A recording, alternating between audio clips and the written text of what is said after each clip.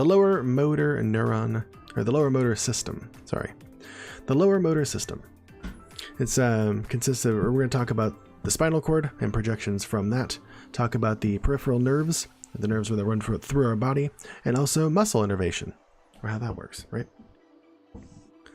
So here's a short overview, and then of most of the things we're going to talk about tonight, and then we'll move into each of these topics in a bit more depth, actually a lot more depth.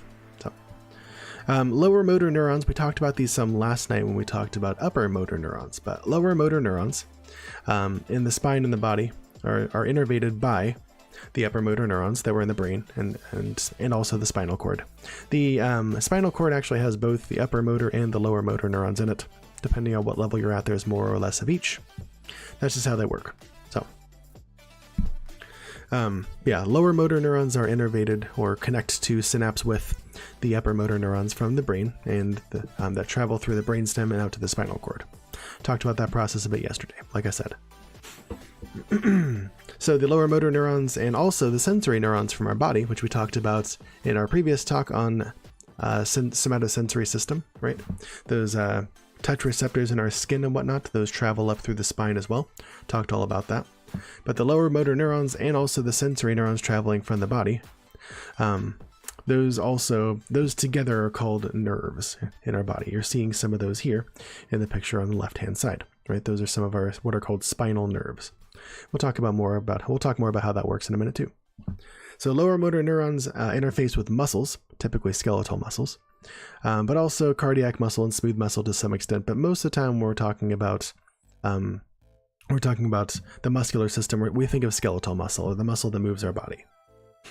So the lower motor neurons interface with our muscles via what are called neuromuscular junctions, the junction between neuron and muscles. These are also known as end plates, and we talked about these a little bit before. I think we talked about those when we talked about different types of synapses and things like that. So we're going to talk about those in a bit more depth tonight. So acetylcholine is the neuronal currency for muscle movement. That is the neurotransmitter that is used to that is transferred between motor neurons, lower motor neurons, and muscles. Okay, we're going to talk about that in a bit more depth. Also, the motor neuron plus any motor fibers that it innervates, those are referred to as a motor unit. That's kind of the functional unit of movement in our body. Okay, we'll talk about those in more depth as well. And also, we're going to cover multiple disorders of muscle movement also. Okay, so that's what we're covering. And yeah, if you want to hear more about that, feel free to stick around. And if that doesn't sound like your jam, we'll see you next time. No worries. Let's catch up with chat. Kavis, not too bad. Same as usual. Cool. Can't complain then, right? Right, I've never heard that song before, and I don't think I want to open it. Welcome, and good to see you, bud. Thanks for being here with us so early. It's good to see you, man. Oh, it's just not regular soda. That's fine. It's just like a 10-second jingle, but it's like a 10-hour mix, dog. I know I don't have to listen to the whole thing, but like, dude, seriously, wow. This patient boy, oh my gosh, he's waiting so patiently. Oh, I know it's a loop, right? I got you. I got it's a red. I got that it's a loop. I'm just saying, I don't know if you even want to hear it the first time. That sounds like something that would get stuck in my head real easy, because that's what jingles be designed to do. No, I'm sure it's no lewd stuff, man. I'm not saying it's lewd. I'm just saying, like, I don't know if I want a jingle stuck in my head. You know, that's all I'm saying. Yeah, it does get stuck in my... Exactly. I ain't trying to have that. I want to hear about Granny Cream's hot butter ice cream, dude. Kind of over it. Kind of over that. Sounds like Paula Deen. Sounds like something she would both make and enjoy. The song that never ends, Kavis? There it is. I freaking hate it. I hate that song. Thanks, Barney and friends. Gross. Gross. See, what's another nasty song that gets stuck in my head? Ugh, there was like a song from Stained when I was growing up that gets stuck in my head. It's in my head right now, actually. I just thought of it. As soon as I thought of, like, I've been working so hard to get it out of my head over the years. Like, as soon as I thought of it, what's a song that gets stuck in my head? Boom! Good old, my brain got my back. Hey, here's that song. You said songs that you get stuck in your head a lot and you don't like? Here you go, buddy. We got you. God damn it. Ugh, freaking gross. That's stuck in there a lot. Some other one recently that I'm thankful I can't remember that I get stuck in my head a lot too, and just ugh, I'm over it. Hate it. Worst song to have stuck in your head. That should be the question of the evening tomorrow. I'm gonna.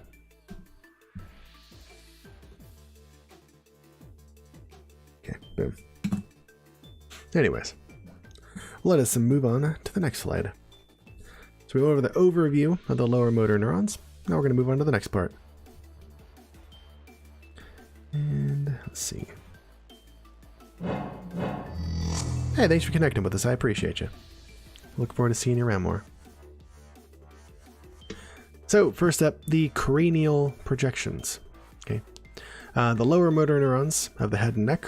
We talked about this yesterday. That's just the cranial nerves. We talked about those before here in, on stream. We had an entire talk devoted to the cranial nerves. Talked all about it. So yeah, the lower motor neurons, that's the corticobulbar tract in the upper motor system, right? We talked about that yesterday. There's a separate system for the upper motor neurons for the face, head, and neck, separate from the corticospinal tract, which is for the rest of the body, right? Yeah, so the one for the face, head, and neck is the corticobulbar tract that projects down to the brainstem and synapses of the lower, with lower motor neurons there. And yeah, the ones that a synapse is with there, those the lower motor neurons, sorry, that those connect with. That's just the cranial nerves. That's it. There are 12 of them. I'm not going to go through all those at all because we've already talked about those. And really, there aren't even 12 of those. There's actually only 11 of them. Cranial nerve number 11 isn't actually a cranial nerve. It's really just a spinal nerve in disguise. Ha, you fools. But when they went through and identified these 12 different cranial nerves, they accidentally looped that one in there and found out later it's not, but then they didn't bother to change it. Or they just didn't want to change it just for simplicity's sake, you know? Same kind of thing with the amygdala. We talked about that. It's named as such because it's about the same size and shape as an almond, even though later they found out, oh, it's actually like a much larger area than that, and it's not even really almond shaped, but we're not going to change it. So yeah, that's where we're at. That's where we're at. Same kind of thing with the 11th cranial nerve. But anyways, these 12 cranial nerves, we're just going to say that there are 12 because that's what everybody else is doing. They relay that sensory information and also take or put sensory or motor information out to the face, neck, throat, and head and all that stuff. For everything on those: eyes, nose, throat, jaw, all that stuff, right? So all the cranial nerves except for cranial nerve number 1, the olfactory nerve for the sense of smell, cranial nerve number 2 for vision, and cranial nerve number 8 for hearing. All the rest of the cranial nerves, those are responsible for movement of some portion of our head, neck, and in the case of cranial nerve 11, our shoulders as well. Also responsible for our speech and swallowing musculature, right? So yeah, all the nerves except for 1, 2, and 8 responsible for some portion of that in there. And again, all of these lower motor neurons are all the cranial nerves synapse with upper motor neurons in the brainstem. Remember, that's that synapse.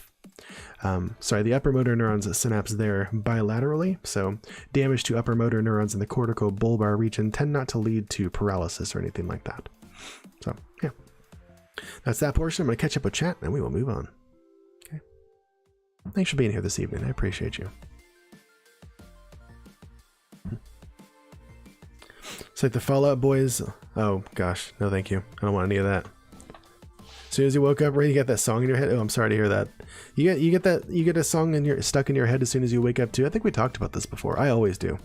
As soon as I wake up, like every day, I get a song in my head within seconds usually.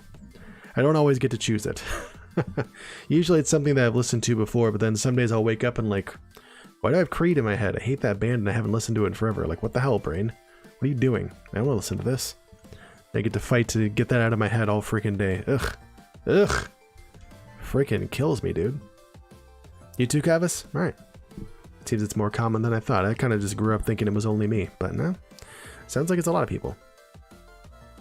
I bet it's not everybody, but it sounds like it's much more common than I thought, at least. And hey, you know, that's what it is what it is, right? This guy's just waiting here so statuesque and like patiently. Look at him. Waiting so freaking patiently, man.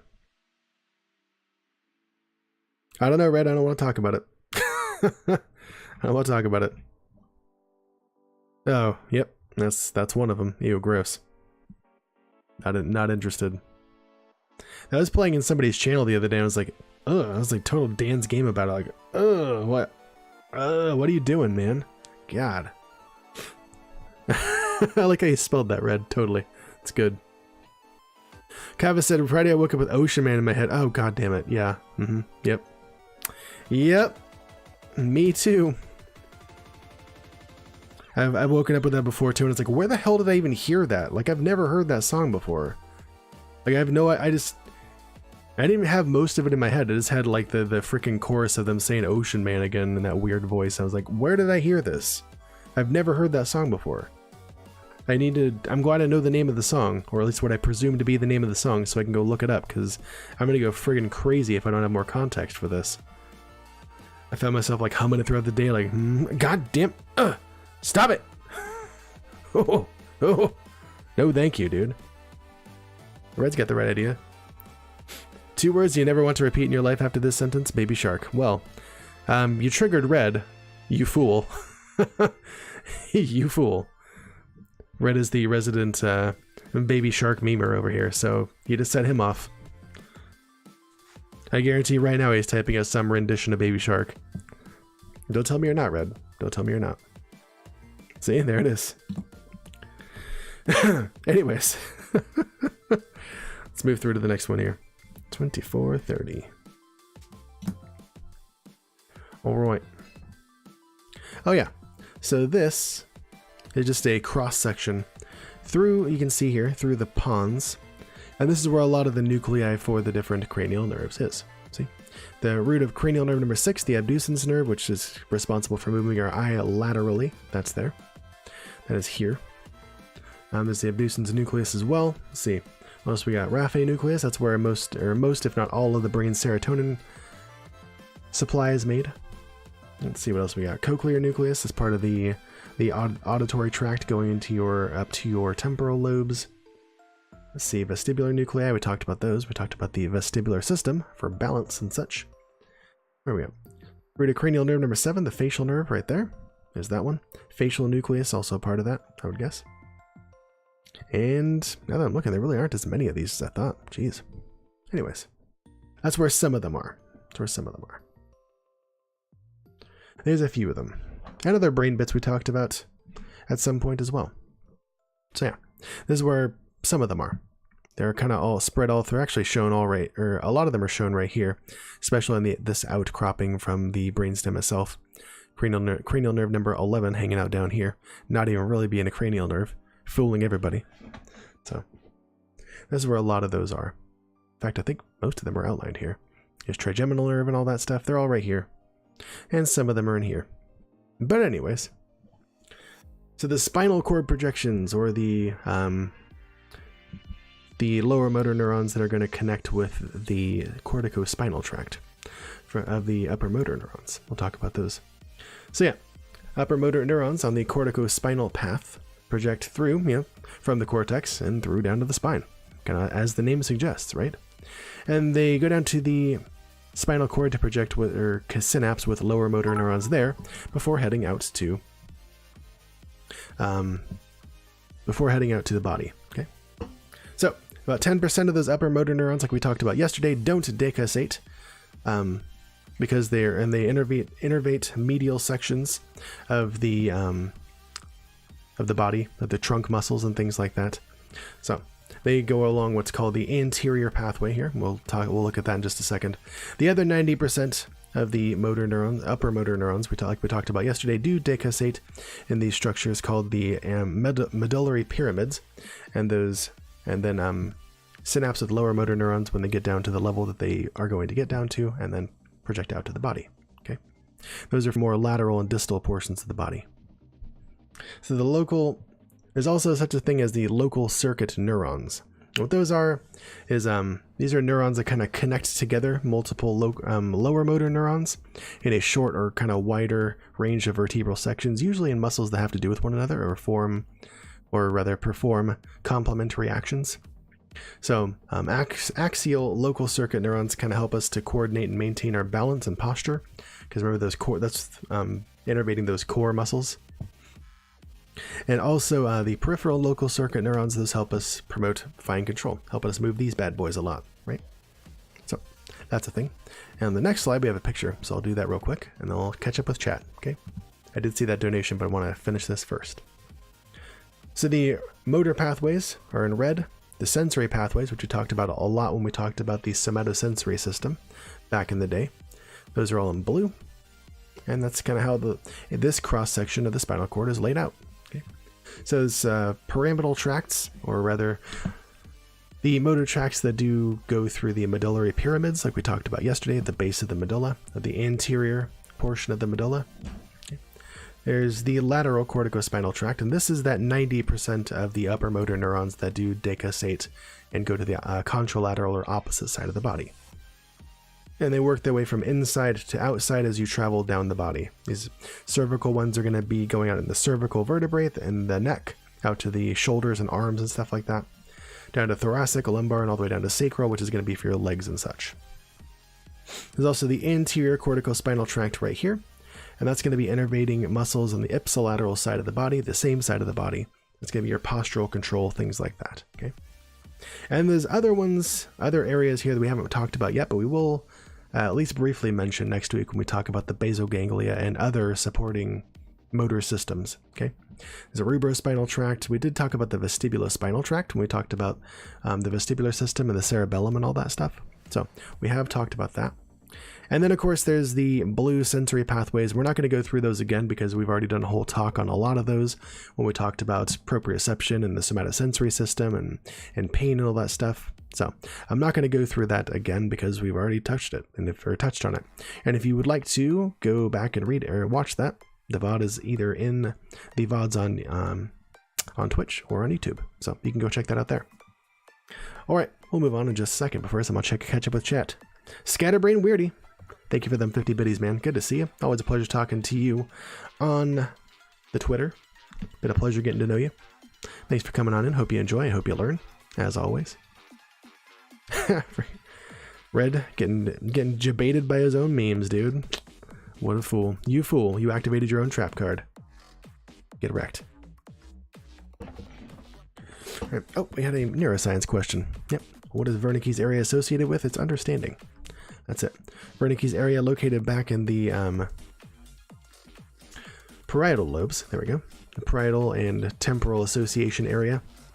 That's how we understand language, yo. It's a pretty important part of the brain. Just gonna put that out there. Didn't understand the question, Red? Got him. Frickin' got him. I love it. I love it.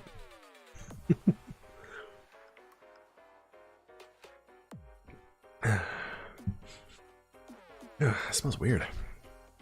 This is Beta cooking some dinner. It smells like she's frying up a tire. Ugh. Does not smell good. Jeez. Yo, Ninja, how you doing, buddy? Good to see you. Welcome on in, man. This guy's been waiting so freaking patiently since the start of stream. Oh my gosh, look at this guy, dude. This might be the longest he's ever sat in this position. He's been waiting so patiently. Hey, thanks for checking us out. Appreciate that. Thanks for connecting with us. Orange Ninja's hot butter ice cream. Stop.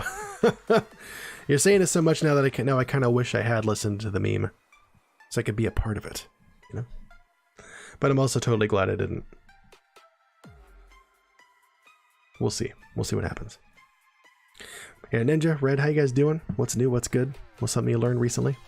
Ninja started that quest. There it is. Fat Boy's savior, as always. Fats is waiting. Don't pretend like he ain't. Fats is waiting. He's waiting for that treat, and then he can frickin' take off into the distance. He's gonna do it. I'm just gonna put that out there. Nobody started the quest? I know, right? Nobody did. Nobody did yet. Until you showed up, Ninja. Whoops, hang up. We're not ready for that yet. Hold up. Kavas is on that quest, too. Ethanol's on that quest. Good to see you, bud. How you doing? Welcome on in, man. You guys might notice we're already partway into the neuroscience talk. Not many people were here in the beginning, so I decided to get started with it and greet y'all as you came in. I'm gonna resist the memes. They're so hard to resist, though. Some of them are just so tasty, I don't want to resist. Just gonna put that out there. I do love me a meme every now and again. Some fresh baked memes early in the morning. I'm okay with that. Actually, later in the morning is okay with me. I'd rather have that. I do see y'all took out Tonky Trips, which means that this little fat one gets a treat. And you guys get some kitty cam. Good boy. Thank you guys for donating again to Fat Boy's Fat Belly Fund, dedicated to keeping him the fattest little lurker on Twitch. He appreciates it. I appreciate it. You all love it. It's a win-win-win. Oh, those belly pats. Take it off now, you freeloader. You get what you want. You out of here. Final boss in Sekiro is a nasty boy, I'm sure. Yeah, that general. It's probably that general, I would guess. Maybe he's the second to last boss. I don't know. Yeah, it's not surprising, Ninja. I'm sure he is. We'll see what happens. We took out the first boss last night. Maybe we'll take out a second one tonight. I don't freaking know. You got this, Ninja. You'll get it. He turns into an ornery little fool once he gets his tree, dude. Yeah, you. He's been tolerating so many pets and cuddles before this, but now, As soon as he gets that treat, starts slapping Dad. He'll start chomping on my hand next, I'll bet. What's wrong with you? Why you gotta be like this? Anyways. You got this, Ninja. You'll get it, man. You'll get it.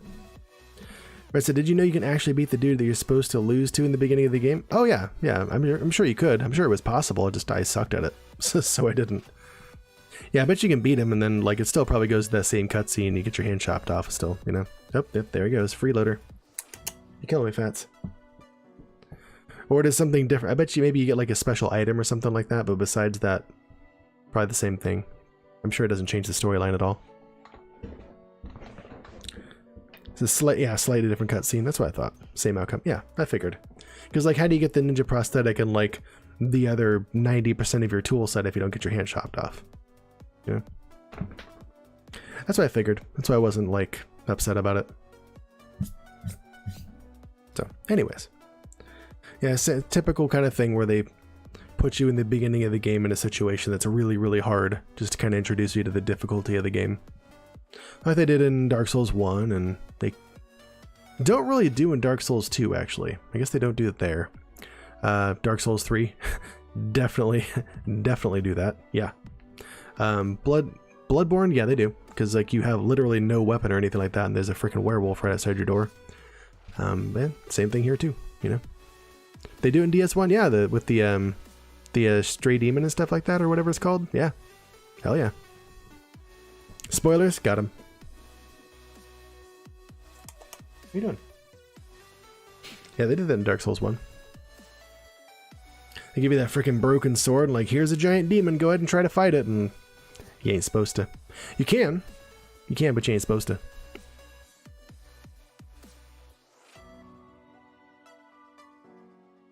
Oh, supposed to get your gear, that plunging attack on his stupid eye holes, go from there.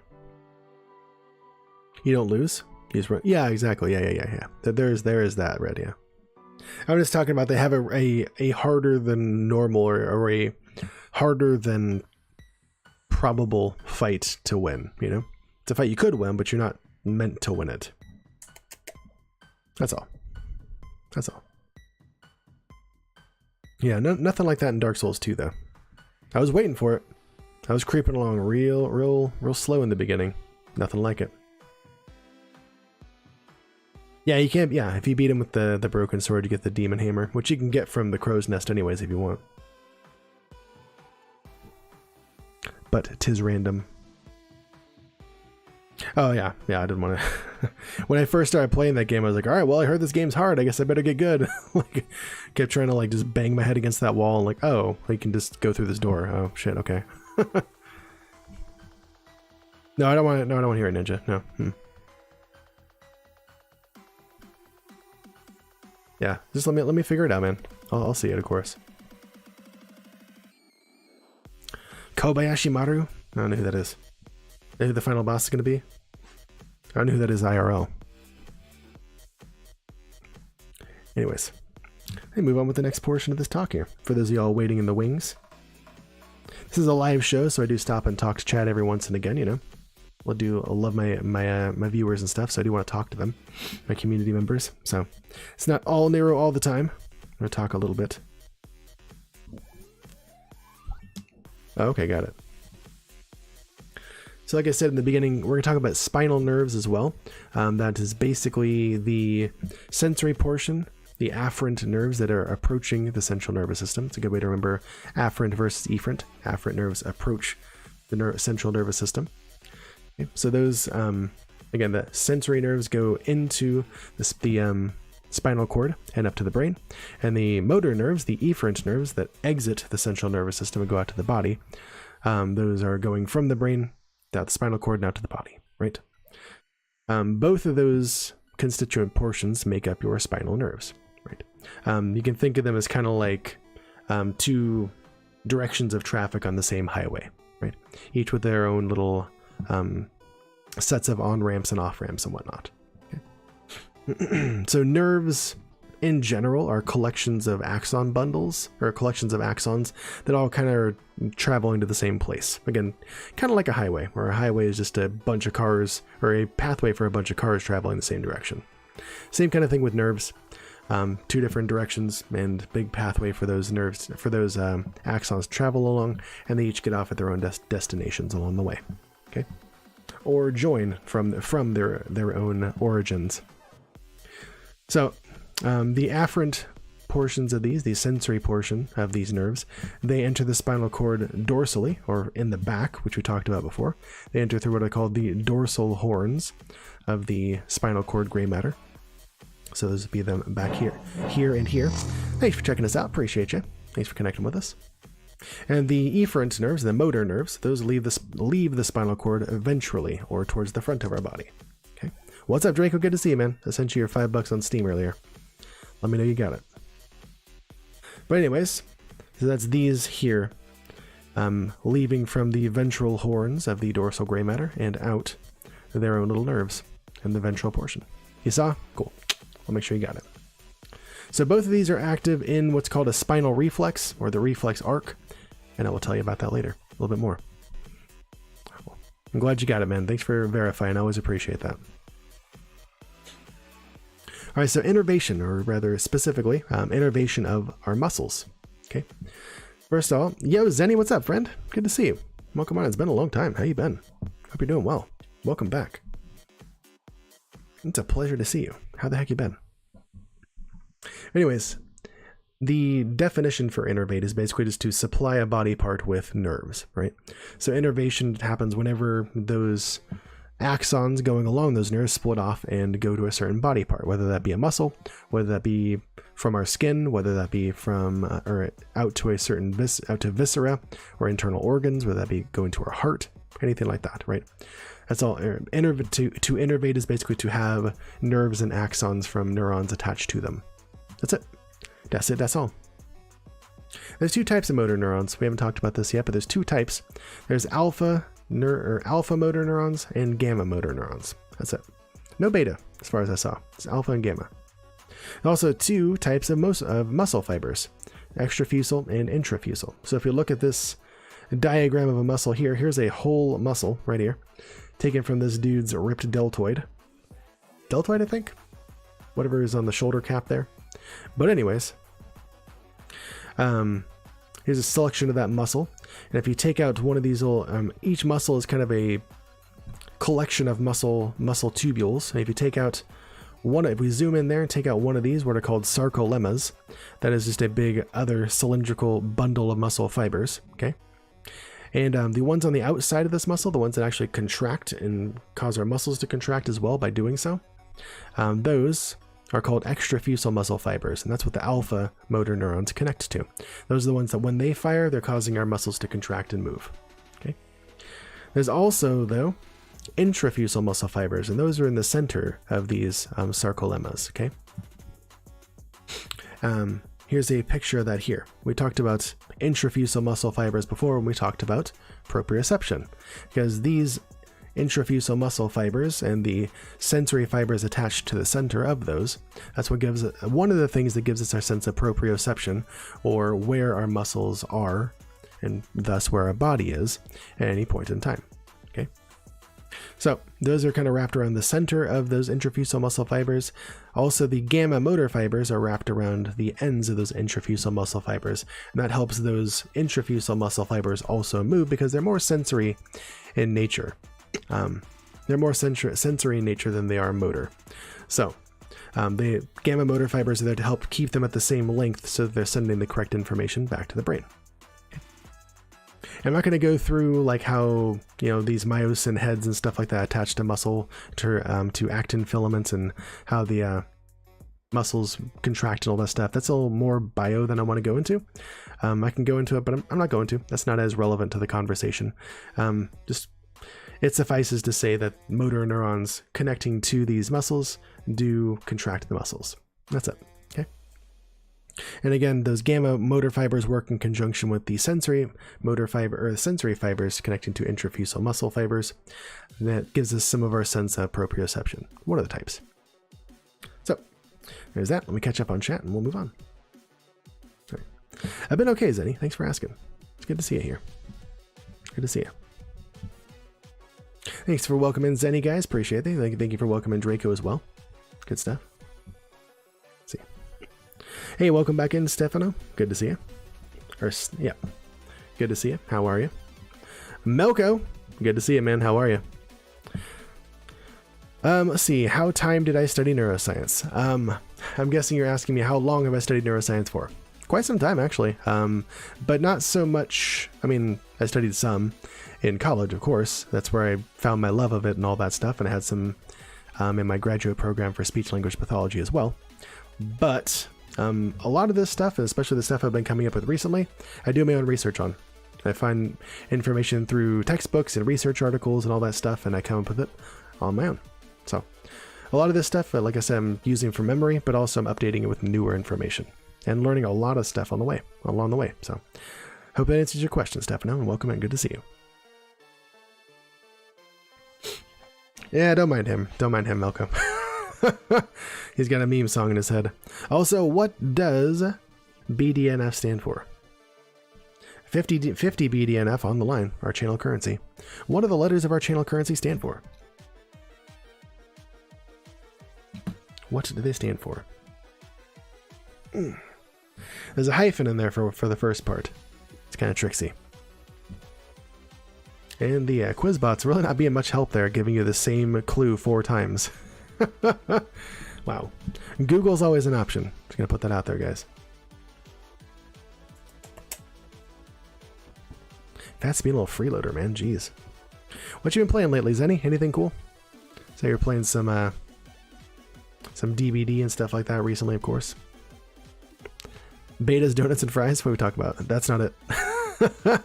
Not a thing. Horizon Zero Dawn. Nice. How you liking that? Everybody I've talked to about that said that they really loved it in the beginning, but then they got a little bit repetitive at the end, I guess. How are you liking it? Hope you're enjoying it. That's definitely not it, Red. Got him, indeed. Next emo, by the way, is Got him. We're definitely making that. You really like it, but you're not super far in yet, Zenny? That's okay. No worries. I hope you continue to enjoy it through all the way through. I don't think I've heard of many people like finishing the game and loving it. I hope you do, though. Brain-derived neurotrophic factor, guys. That's what BDNF stands for. That was it. Mr. Live Crash, welcome. I don't believe we've had the pleasure to meet. Good to see you. How you doing this evening? Those of you guys who followed and have seen me for the first time, my name is Ina Beta. I discuss, or I believe myself to be Twitch's foremost neuroscience communicator. So I talk about different neuroscience topics 3 nights a week, and the rest of the time we enjoy some strategy and story-driven gaming. So tonight we're checking out the lower motor neuron system, and then after this we're going to play some Sekiro Shadows Die Twice. Passably well even, okay? So always up for questions and stuff like that, but I do try to stick to a format of getting through a slide or 2 sometimes, talking about that, delivering that information, and then catching up with you guys in chat. So don't feel like you can't ask me any questions or anything like that. Ask me to repeat something, I'm happy to do so. But since I do upload this to other sites and to like Reddit and stuff like that, I want to try to stick to a bit of Neuro and then go to chat and curate that a bit so people can skip through it if they want to. Make it more digestible, you know? Oh, gotcha, Mr. Live Clash. Got it. How does permanent memory form and work, Stefano? You need to go back and watch the VODs. We've had a talk all about that. Go check that out and you'll understand. I'm not going to go through that again right now. That was definitely not it, Cubis. I like the idea though. Yeah, Zenny, for sure. Like, when you finish that, make sure you let me know how you liked it. I don't know if I'll see you playing it, unfortunately, because you stream during the day when I'm at work and stuff. So hope to catch you sometime though. Thinking about Horizon Zero Dawn is that even when they introduce new dudes, the strategy to kill them basically stays the same. It seemed that way, Ninja. Yeah, like just find the weak point, shoot it, and you're done. I don't know how you vary that too much, you know. Work, yeah. It is what it is. You know. And don't forget to shout your name every time you enter a boss fight, like Grubo! Indeed. Indeed. That guy's dope. Alright. You writing math essays, so just hear from my soothing voice? Well, we got that in spades, Mr. Live Crash. Thanks for being here this evening. A math essay, eh? What's that on? I can't wrap my head around writing an essay on math. Usually I feel like you just do math problems, but I mean, yeah, love to hear some more about that. It looks like you have somebody here offering some help on that too, Mr. Live Crash.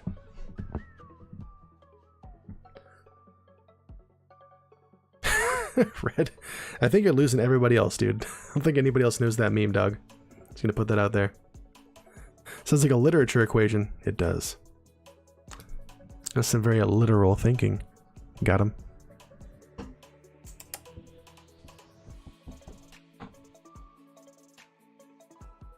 All right. Well, while we deliberate over that, I'm gonna go ahead and move on to the next slide here. Continue with our neuroscience portion. Nailed it. Indeed, I did. Got him. About advanced integration using imaginary numbers. Okay, wow, geez. Whew. Way over my head. All right. So yeah, like I said, move on with the next piece here, and then I will stop and talk with y'all. All right. So the neuromuscular junction, we've talked about this a little bit when we talked about different types of synapses. We talked about chemical and electrical synapses. Well, the neuromuscular junction is one of those types. It's a chemical synapse. It's not an electrical one. But the lower motor neuron axon terminal, the end bits of an axon, the ultimate destination for the action potentials that are happening in any neuron at any point in time. Anyways, the axon terminal for a lower motor neuron and the muscle receptor sites, that synapse, that's called the neuromuscular junction, or also an end plate. That's it. So acetylcholine is the neurotransmitter in question here. Neurons can release many different types of neurotransmitters, but when we're talking about going from neuron to muscle and stimulating those to contract, we're talking about acetylcholine for sure. Okay. Those are released via the action potentials, of course, when they reach lower motor neuron action terminals. And again, that's going to start all the way up in your cortical areas.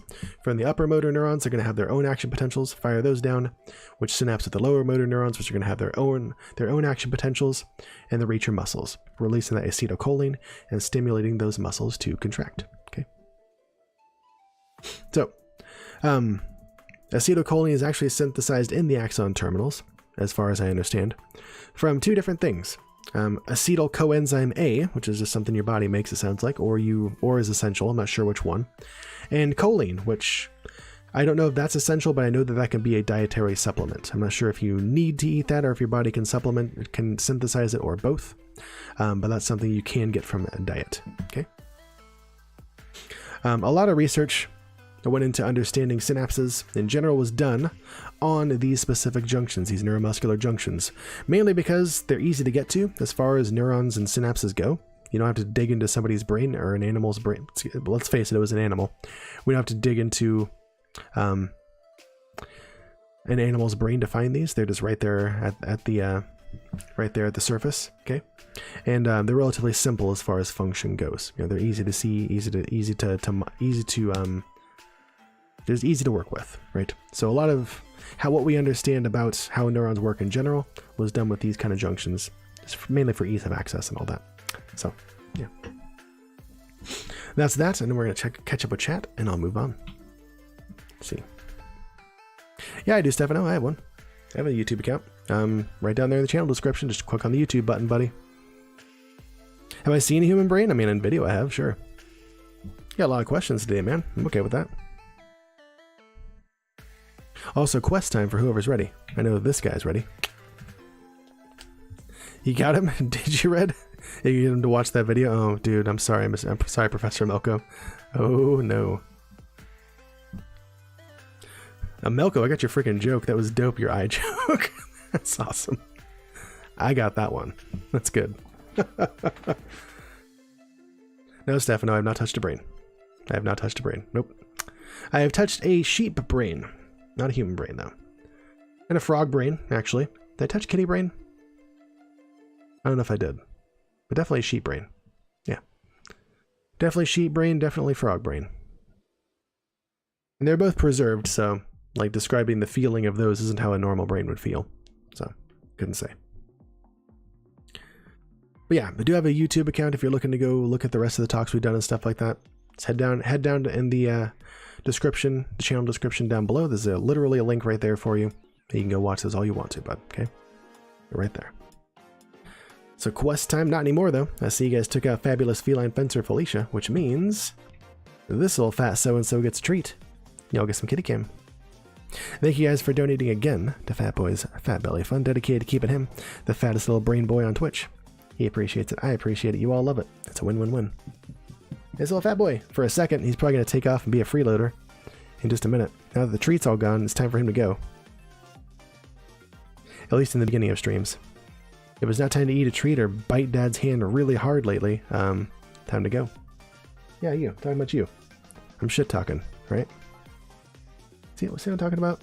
This garbage. Why you gonna be bitey boy, huh? Why you be biter? You out of here now? Yeah, he's gonna leave in a second. You're gonna leave in a second. Alright. Yep, there he goes. Frickin' freeloader, dude. I don't believe him. Just don't believe him. Alright, next slide up. Here we go. As I said, we were going to talk about spinal reflexes also, right? So, you guys have probably heard of reflexes before. They're just, when a muscle is stretched and it's not supposed to be, then it'll cause that muscle to retract and maintain its position. That's one type of reflex. There's also reflexes that happen in the brain with your eyes and stuff like that we've talked about before. A spinal reflex is a little bit different, okay? So, this happens whenever you touch something or something touches you and you're not really expecting it to be that way, or it hurts you suddenly or something like that, and it causes your, usually, let's face it, it's usually your hands to recoil away from that object, and then you can orient yourself to that danger or that what's the word I'm looking for? Not unwanted, but oh well, we'll say unwanted, unexpected. That's what I was looking for. Unexpected stimuli. Okay. So our lower motor neurons that are going out to our body also connect to those afferent sensory nerves in our spinal cord, and they connect to them via a third type of neuron we haven't talked about yet, called an interneuron. Okay, what those do, those are typically short, what are called bipolar neurons. So they have the soma, and then they have two projections going off of it that end in dendrites and axon terminals. Okay, but the soma is in the center of those. Okay. Would have been cool if I put a picture here. That's a good idea for the future. Anyways, these interneurons kind of serve as a short relay between the sensory neuron that's traveling up to the spinal cord and the brain, and also a motor neuron going back out to the body. And those are there in case of some, like I said, sudden or unexpected stimulation that we're not expecting. Somebody like puts an ice cube on your arm or something like that, is a creepy crawly on your arm, or you touch something really hot and you didn't know it was hot, you recoil your hand real quick. This is what kind of starts that, okay? Right. So when unexpected stimulation occurs, right, the sensory afferents, of course, go through your skin and start traveling up to your brain. They also hit that little interneuron in your spinal cord along the way, noted right here. They hit that sensor, that interneuron as well, and if there's a strong stimulation from the sensory neuron, that'll cause that interneuron to fire, which again stimulates that lower motor neuron, and immediately sends back out a signal to that muscle to contract and move it away, right? That happens independent of you being conscious of it or being aware of what touched you or identifying it or anything like that. This happens outside of your control usually. And before you're even really conscious of it, you'll already have removed your hand before you start to turn and look and see what the heck that thing was. And that's a safety thing, you know? That's there to keep your limbs, especially your hands, which are super, super important to us, very, very important to us. A lot of our brain, our cortical area is devoted to moving, controlling, and feeling our hands. So obviously a very important part of our body to us. But this is to keep our limbs, especially our hands, safe, you know? If you're moving your hands and limbs away from something that might be potentially harmful to you, or is at least unexpected to you, before you are consciously aware of it, that's just an extra split second that you have to stay safe and to react to it, right? So if you had to wait, I mean, it doesn't take very long for you to feel something and look at it, but still in that amount of time, you know, something could potentially damage you further and cause the end of your life and make you that much less fit to procreate and pass your genes on, which as far as your brain and body are concerned, that's your primary purpose, right? So if you had to wait until like, hey, there's something touching my arm. Oh, I already got bit. Or like, ow, that's really hot. I need to move my hand. Whoops, you already have a 3rd-degree burn. I mean, you know, it could be the difference between life and death, that extra split second of movement before you're really conscious of what it is. So that's why that whole thing exists and how it works. Okay. All right, let me catch up on the chat and move on. Let's see. Mr. Livecrash said that doesn't even go to the brain. It does, Mr. Livecrash, it does. I mean, the sensory information does get to your brain, sure, but this reflex arc, that doesn't go to your brain. That's outside of it, right? So you'll move your arm or whatever is affected out of the way, and then you'll look and assess the damage, see what it was, and all that stuff. You're still conscious of it, but that spinal reflex, that doesn't go to the brain. No. Nope. That's all. How does the spinal cord know if you were expecting that sudden feeling? Usually because there's just your different systems, especially your somatosensory system and things like that, are monitoring what's going on. And if you weren't aware of an object near you or something like that, or some sense of some source of noxious stimuli near you, and it's just sudden to you, you are startled, and that happens, you know? Not only does that happen, but of course your reticular activating system is going to go off and you're going to start orienting to that sort of thing, you know, to set off the different startle reflexes and all that. So this guy in the picture looks so zen, though. He doesn't look like he's being startled at all. No, not at all. He looks like this is the most chill like spinal reflex I've ever seen in my life. So there's Schwann's membrane and Ron B is closed. I don't know what you're talking about, Stefano. I need more context. I don't know what you're talking about there. Do I agree the size of the forehead is a sign of it? No, I don't agree with that. No, size of the forehead doesn't mean intelligence. Nope, sorry. Not at all. Not at all. Yeah, you're asking a lot of questions here, Stefano, but there's no like context to go with them, so I don't really know where to go with them. Like I'm gonna need more on that. Sorry. I need more backstory on those questions if you'd like me to give you a better answer. Like these are just kind of random questions fired out of the blue, and I don't know where to go with them. Honestly, I'm just gonna put that out there. Hey, we just talked about this earlier. There's a neuroscience question. Type the answer in chat if you know it. But what cranial nerve isn't really a cranial nerve at all?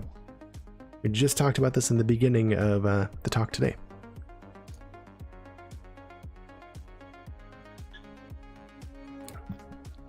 The skull? Nope, that's not 3 words.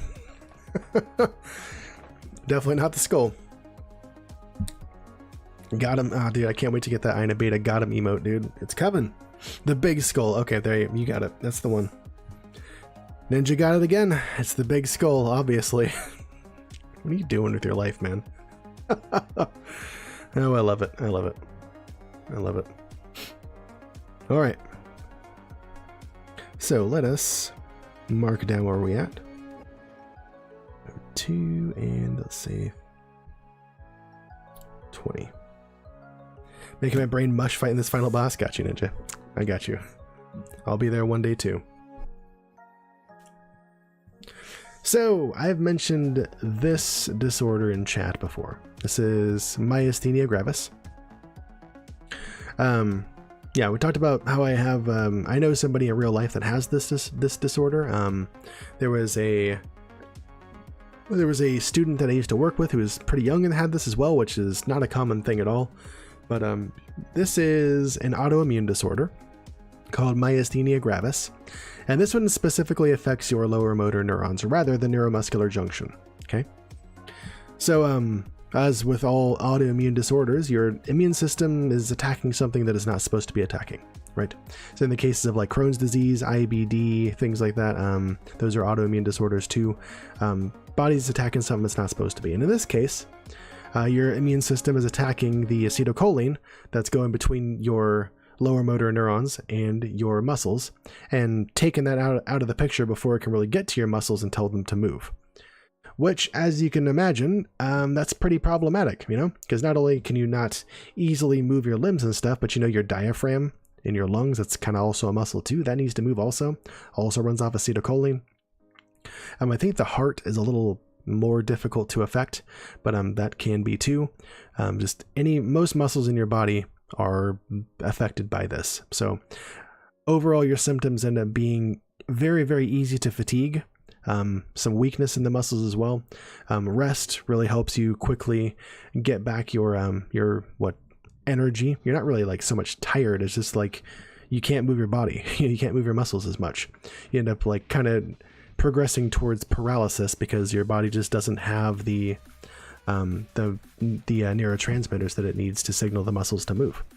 So yeah, it can be a very debilitating disorder. My acquaintance that has this, she's been wheelchair bound for coming on a decade now, just because she can't get up and move around. You know, her body just doesn't let her neurons communicate with her muscles to tell them to move, and she can't do it. You know, she was fine and fully functioning before this, but her immune system's just got it wrong now. And you know, it's a weird thing with our immune systems. It's relatively easy once we figure out how to teach our immune systems, like, hey, this is how this works. You should go and fight this disease that you didn't fight before. Here's how you fight it. Boom. It's easy to add in instructions to go attack something. But when your immune system is fighting something it's not supposed to be, we can't go in and like take out that knowledge and say, hey, don't do that. Don't attack that anymore. We can't do that. Like, we can't just go in there and take that out. It doesn't work that way. It's easy to put something in and have that proliferate throughout the immune cells in your body, but you can't take it out of one cell and have that's negative, you know, that absence proliferate throughout the body. It doesn't work that way, you know. You would have to take that ability to identify and or fight a specific thing it's not supposed to be fighting out of each and every immune system cell in the body, and also make it so that future immune system cells are also not made with that same knowledge or those same antigens on the outside. Antigens or antibodies, I get those mixed up every time. But yeah, so it's we don't have that yet. We just can't make that happen yet. You know, it would take some kind of gene or DNA therapy that we just don't have right now. So yeah, pretty gross. So as you can see here, we haven't talked about this yet, but around the neuromuscular junction, here's the axon terminal releasing that acetylcholine, and here is the muscle. So on the muscle, near the axon terminal, there's going to be these folds in here, and there's going to be receptor sites all through these different folds in here. The muscle is folded for the same reason that our brain is folded, so there is more surface area. There's more places for things like receptor sites to be. So in myasthenia gravis, there's of course immune cells coming through and swiping up all the acetylcholine before it can actually get to your muscles. And because there's less stimulation to your muscles, these folds will actually kind of flatten out some and make less room for receptor sites. There's actually less receptor sites and less neurotransmitter reaching those receptor sites, probably one because of the other. And or rather, there's less receptor sites because the acetylcholine isn't reaching them. And then, yeah, I mean, it's just kind of a 1-2 punch of your muscles don't work very well anymore. So this usually strikes in older folks, but it can happen in younger people too. And as in the descriptions that I've named already, you know. This can also be passed on to children in the womb. If there's a woman that has myasthenia gravis and she gets pregnant, you can pass this on to your kids, but it's temporary, usually lasts like the first couple months of life, and it's not like a lifelong thing they have to deal with usually. But I would guess that if you have it, there's probably some sort of genetic markers that say you're going to pass that. Make it likely for your kids to develop that later in life anyways. I don't know about that, but it stands to reason, you know? So that's me, myasthenia gravis. Really crappy disorder to live with. No known cure yet. Some of the things that they do to remedy it, or some of the things that my friend is looking into, is what's called a thymectomy. So there's a organ sits right behind your sternum, like right in front, between your heart and your sternum. You may or may not have known that there wasn't even an organ there other than the lungs, but right behind your sternum is something called the thymus, not to be confused with the thyroid. It's not the thyroid, but the thymus. And that's basically where your immune systems go to college and learn all the things that they need to learn to go out and do their jobs. That's where they pick up all the information about the immune system, about what to go fight and what not to fight. Well, if that college is teaching the wrong things, such as teaching your immune cells to go out and fight acetylcholine like it shouldn't be, then one of the ways you can treat this is to go in and take the thymus out so that your immune systems don't really ever mature and don't have the knowledge that they need to go fight things, to go fight off anything. But it's kind of a double-edged sword, because not only do they not attack your body's acetylcholine supplies anymore, but they also don't attack anything else because they can't. So you are considered immune system compromised after that. And yeah, in the case of my friend that has this, like, she is 100% fine with that. She would rather not have an immune system and deal with that than be basically wheelchair bound and housebound and not be able to live a full life as she sees it. And I'm behind her on that, you know. That's her choice, and please, she's struggling with doctors to get them to do this kind of thing, and let her live a life. But yeah, it's an insurance company thing. They want to pay for it and all that crap, and just like, it sucks a lot for her. But I hope she gets that done sooner rather than later, and she can move on with her freaking life, because her and her husband had a lot of things they wanted to go do. So I hope that she gets that done soon. I see updates on Instagram and stuff a lot. Anyways, let me catch up on chat, guys. Stefano asks, does the brain use some kind of special food? Glucose, like the rest of your body does. Most of what your cells turn into energy is glucose. So your brain especially uses a lot of glucose, actually. I think it uses something like 20-25% of the body's energy stores. So it's such a small part of the brain, the body too, and then just stop. Oh, you wanted to find out about the cranial nerve thing and you're too lazy to go Google it? That's fine. There's the answer. That's the beauty of the quiz bot. It'll tell you eventually, right? It's that spinal accessory nerve. That's the fake one. Cranial nerve number 11 is not an actual cranial nerve. It is actually a spinal nerve. Thus the name spinal accessory nerve. Innervates some of the what's called the sternocleidomastoid muscle, which you can't see on me because it's under my beard. But this also, I got a fat neck, so you can't see that either. But if you see somebody like straining their neck, you see those muscles on the sides going from their, like, what look like their cheek down to their clavicle. That muscle that's sticking out, that's the sternocleidomastoid muscle. Spinal nerve, or the spinal accessory nerve, innervates that.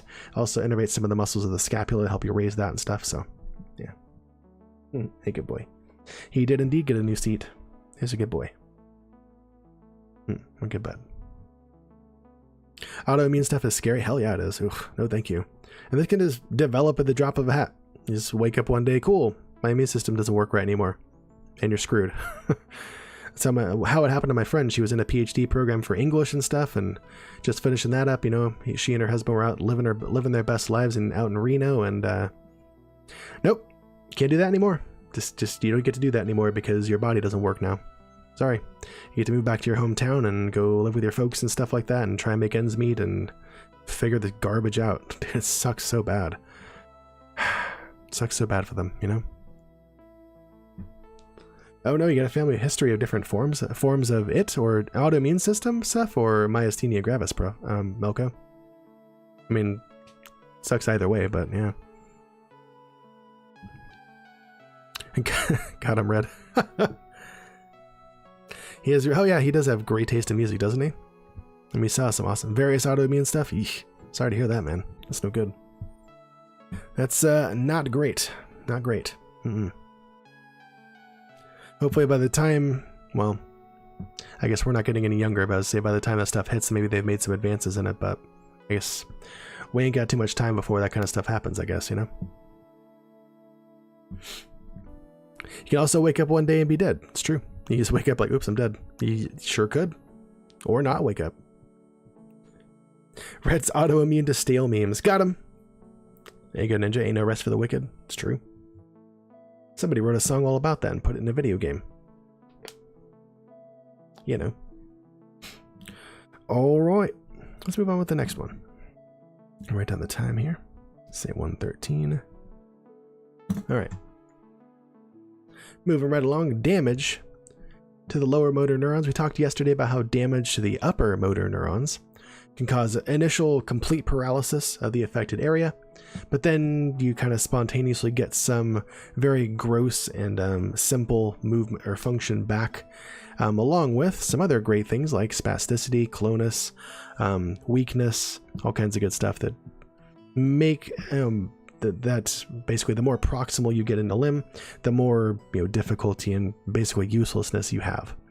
So yeah. In lower motor neurons, however, typically if there's damage to them, you end up with total paralysis, or the best, you end up with weakness on the ipsilateral side, right? With upper motor neurons, it's going to be the contralateral side because those haven't decussated yet. But in the case of lower motor neurons, you're going to get paralysis or weakness on the ipsilateral side, same side of the body. You're going to have underactive reflexes because if the motor neurons are damaged, like that reflex arc isn't going to get back out the way it should. And let's see. Oh yeah, unlike upper motor neuron damage where they start out one way and then develop into getting some function back at least. The difficulties with lower motor neurons tend to stick around. The paralysis and weakness that you have kind of just stays there because that being fixed would require the spinal cord to kind of repair itself, and it doesn't really, or the peripheral nerves for that matter, to repair themselves, and they just don't really do that, at least not very effectively. So it is what it is. There's also impairment in both fine and gross motor movement. With upper motor neurons, you get more impairment in fine motor movement and less so in gross motor movement. But with lower motor neurons, kind of just wherever's damaged is damaged. It's basically like you cut the cord to a microphone. It just doesn't transmit sound anymore. Same thing here. You damage these neurons, the signal just doesn't get out to the muscles as well anymore, or at all. So let's see. Over time, you also end up with atrophy of the muscles and loss of muscle tone, mainly because you're just not using it. You're just not using those muscles and stuff anymore, and they kind of lose muscle strength and tone. Which, I mean, if you can't use them, I feel like is kind of little consequence. It doesn't really matter that much, but that's just something else that happens, So you might notice like people that have been paralyzed for like the waist down years and years, they'll have like a fully developed like upper body, but you look at their lower body and they have like very, very small skinny legs because there's no musculature development there because they haven't moved and they can't move. This is how they are, My friend who is wheelchair bound, she with the myasthenia gravis, when she was improving for a while, was working with a physical therapist to make it so she can get back up and walk again because she's gone through muscle atrophy. She hasn't been able to move, so she hasn't been able to use her muscles. So she, kind of needs to rebuild those as part of her getting back up and getting back on with life again, which she's bound and determined to do, and I can't wait to hear about how she does, So there's that. Let me catch up with chat and we'll move on. You talking about Ninja? I love how you changed the lyrics to that song. That's dope. Money, in fact, don't grow on bees. Yeah, girls to pay. Melko right there with the next one. Got a mouse to feed. I love it. I like the song lyrics, guys. That's dope. Also, I see you guys took out Snoop's Heart Nose, which means this little fat one gets a treat. Y'all get some kitty cam. It's a sick remix of the Sans boss fight music. I like it. Thank you guys for donating again to Fat Boy's Fat Belly Fund, dedicated to keeping him the fattest little kitty on Twitch. He appreciates it. I appreciate it. You all love it. It's a win-win-win. You taking off now? Like Soup's... Oh, got him, Red. Frickin' burn of the century right now. Jeez. Get F's in chat for Snoop's Heart Nose, please. Right, just blasted him with a 1,000-degree scorcher.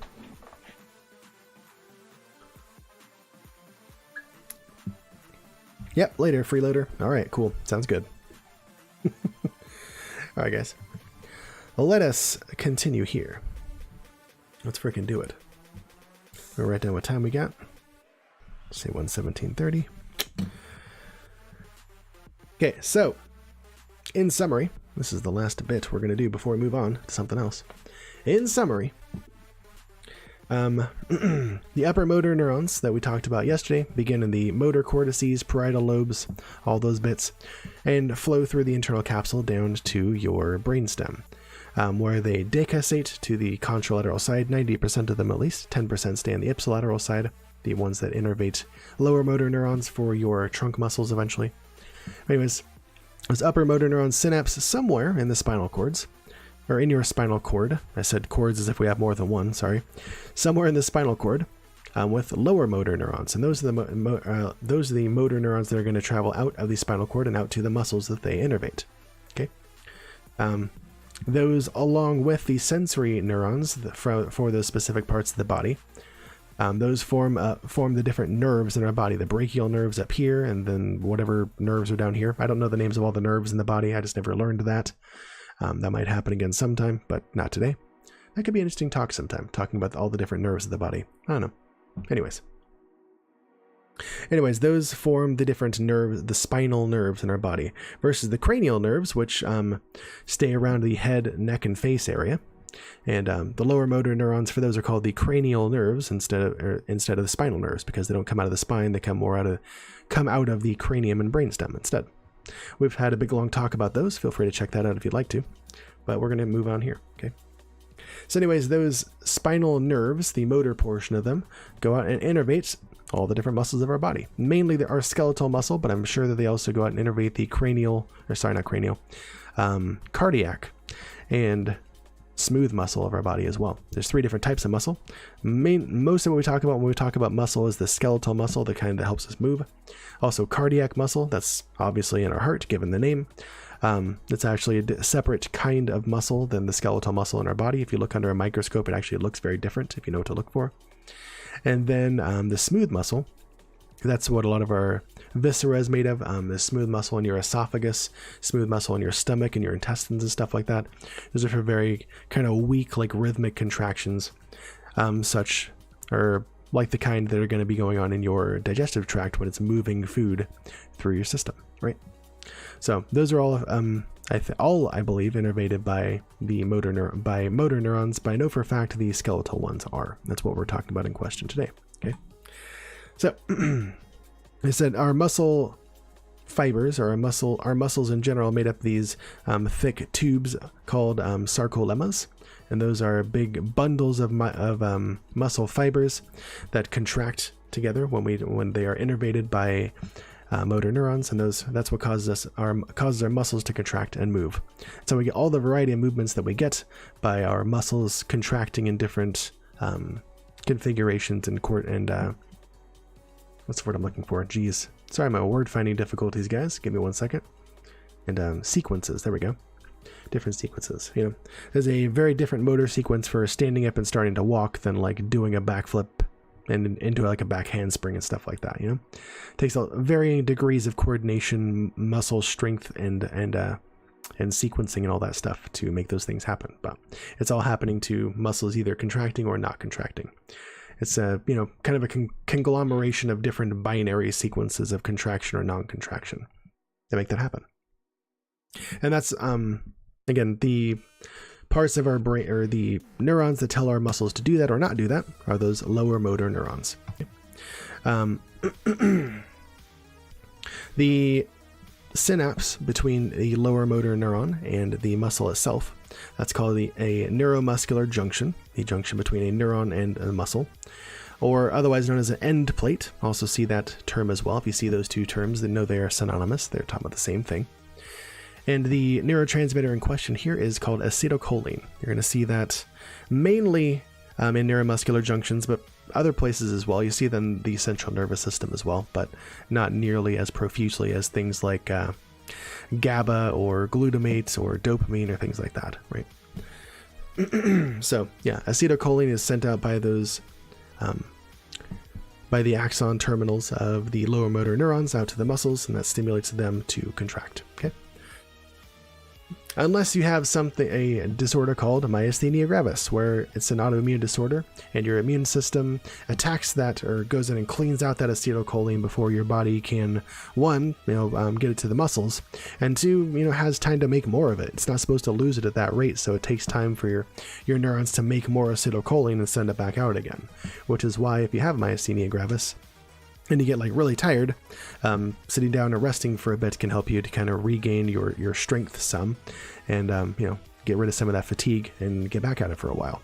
For a while, you're eventually going to get tired again, way faster than you should, and then take another break and you're good to go for a bit. Depending on the severity, people that have very severe myasthenia gravis, that's not going to work very well for them. It's going to chronically be out of it and fatigued. And again, damage to those lower motor neurons usually results in kind of permanent weakness and paralysis on the affected sides, depending on the extent of the damage.